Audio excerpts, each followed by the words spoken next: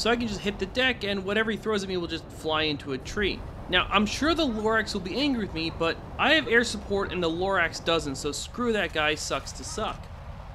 Hello, I am Aoyolaipe, and I like to hop into top tier matches in War Thunder and then personally kill the entire enemy team by myself. Welcome to my channel. The Jeff Aoyolaipe. Aoyolaipe, cover the Jeff. We want the Jeff. Oh my god, I get asked to cover this plane a lot. Probably because it's a Squadron jet, which basically means it's the only true SPAMRAAMER that you can buy for money. At least until next week when that sucky Vigan comes out for 80 bucks. I mean, wow.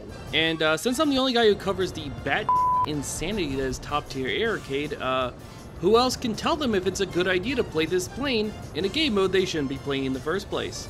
Or at least according to all the realistic players who hate my existence. And speaking of realistic players, most of the weird little secrets about this plane actually apply to realistic mode as well. So if you're a realistic player, you're actually going to get some cool tips out of this video.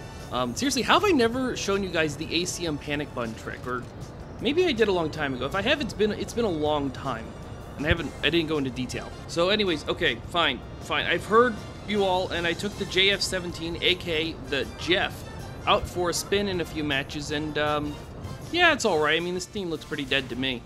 Or, you know, it's dead enough. So anyways, here's a battle with some Squadron dudes, because y'all eat that content up like it's bacon-flavored crack. And, you know, first things first, of course, I'm just going to fire off some missiles and skill check the noobs who spam W into the fight.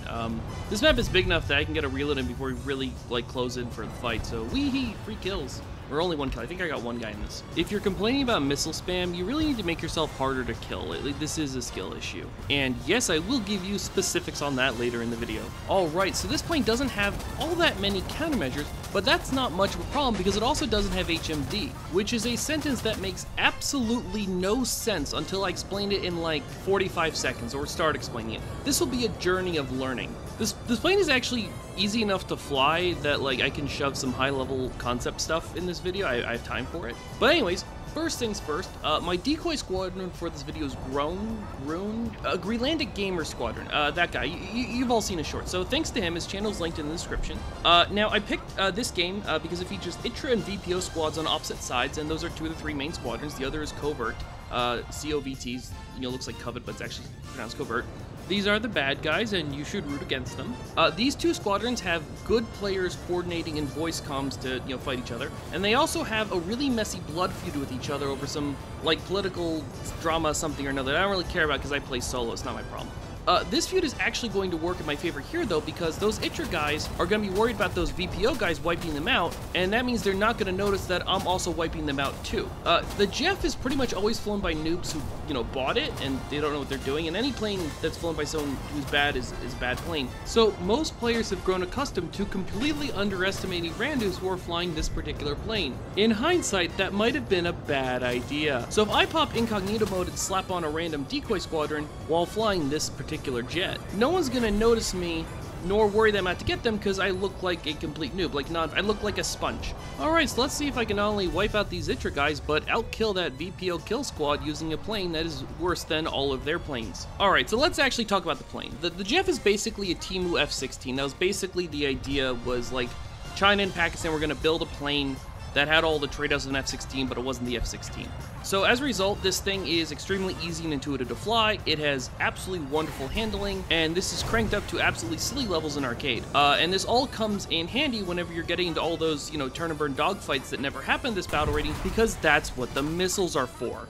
Speaking of missiles, I just got dinged by one narrowly. It didn't hit anything important, but I just happened to be randomly lined up with my airfield anyway, so I figured I might as well make a quick pick stop and fix it anyways. I mean, it doesn't really take any time. And while we're on the topic of missiles, this plane doesn't have that many, 4 Fox 3s and 2 infrared. It's also a bit light on countermeasures, and it doesn't have HMD, which, I mean, it's not the best plane, but that's actually a surprisingly good combination, which bears some explaining. Okay, so the radar.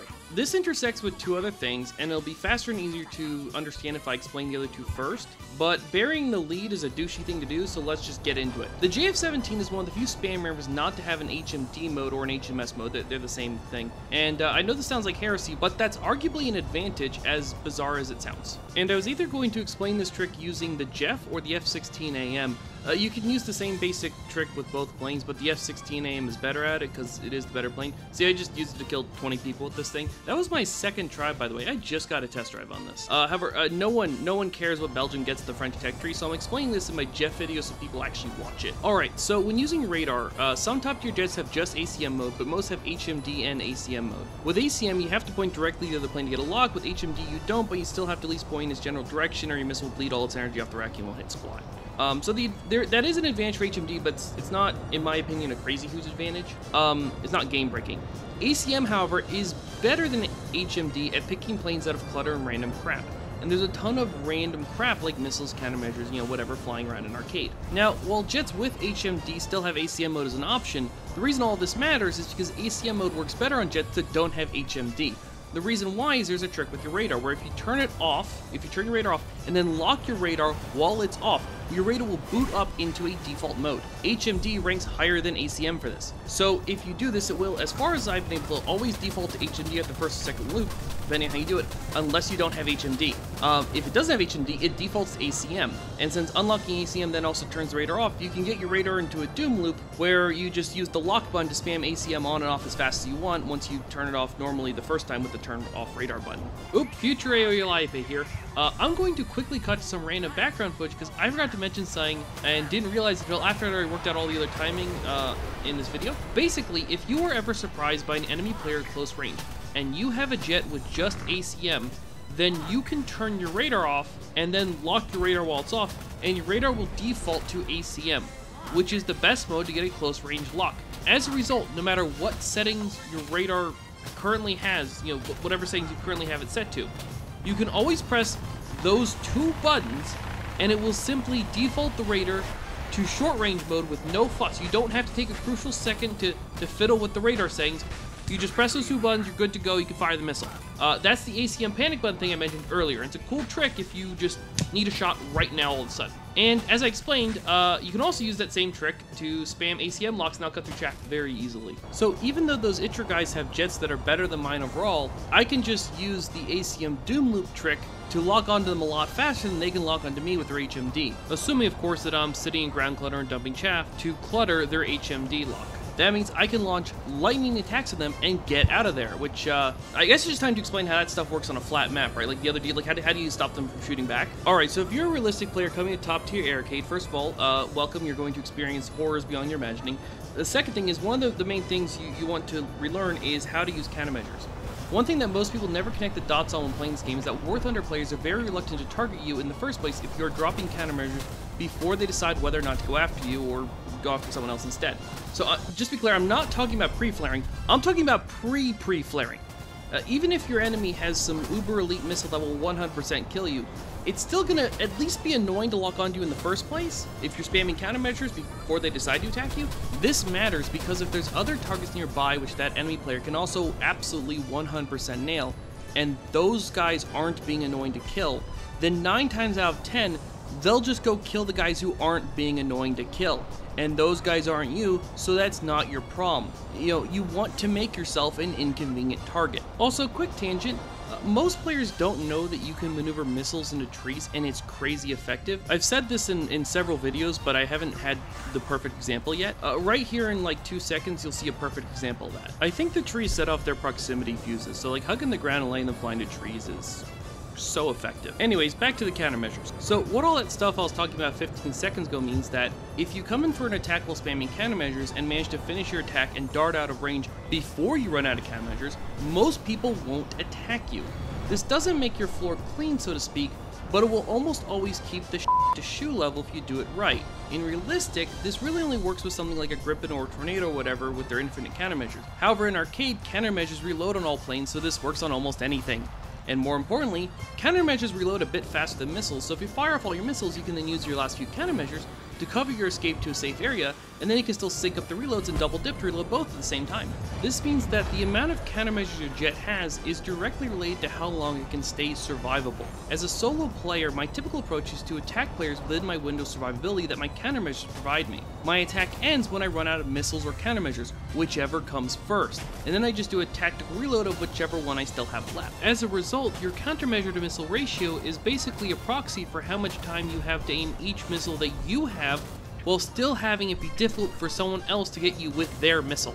While more missiles and more countermeasures are always good, as long as that ratio stays reasonable, it's very easy to manage not getting clapped. The JF-17 has a good ratio, plus its speed and the fact it can attack so quickly with the ACM spam means it can get the most out of its countermeasures. To translate that into English, this jet has absolutely no problem getting off 4 good shots with its 4 Fox 3s. And I mean, yeah, you also have those PL5s as well, I guess. You can kill some people with those sometimes. And now I have to turn to the map because an interesting situation is developed in the background footage. Because once this guy right here is dead and out of the way, there's only one enemy player left, and he's an ITRA player, and he's hiding somewhere on the corners of this map. I want to find and save him from being killed by the VPO players by killing him myself instead so I can outscore the VPO players and dunk on them. Now, the logical place to hide would be over here behind his airfield, so I'd normally just look there and that'd be the first place I started. But one of my enemies in blue from VPO is already searching there for him, and he has a head start, so if he is there, the VPO guy's probably going to get him. So I'm going to fly this way instead. Now, rather than hugging the ground like I have most of the match, I'm actually going to relax up off the ground in order to bait that ITRA guy into attacking me.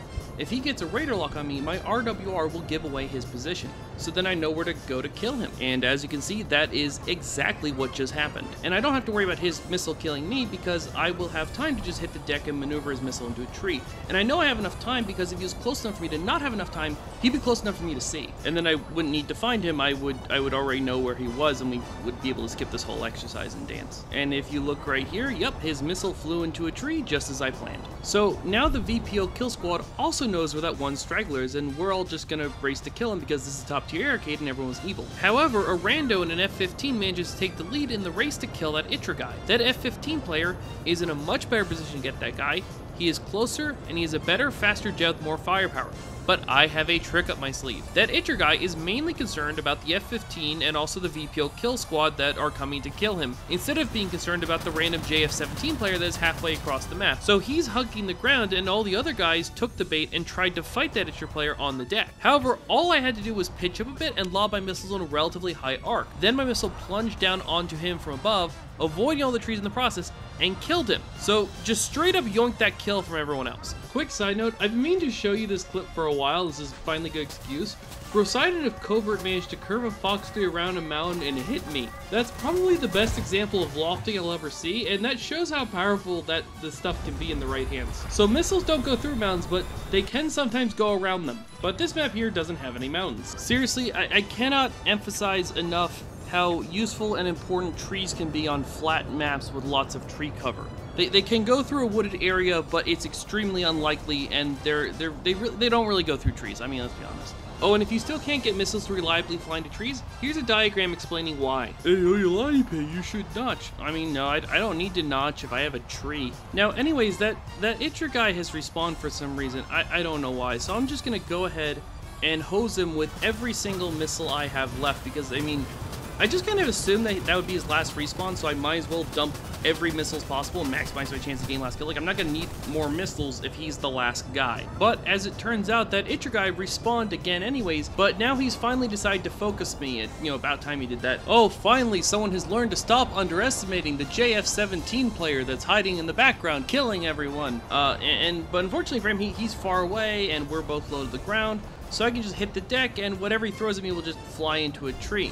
Now, I'm sure the Lorax will be angry with me, but I have air support and the Lorax doesn't, so screw that guy, sucks to suck. Now, unfortunately, that entire VPO hit squad collectively managed to get 12 kills, while I only got 11, so I mean, I guess I lost that one, VPO, but hey, there's always next time. Or I guess technically speaking, the enemy team lost that one. Man, those guys got creamed.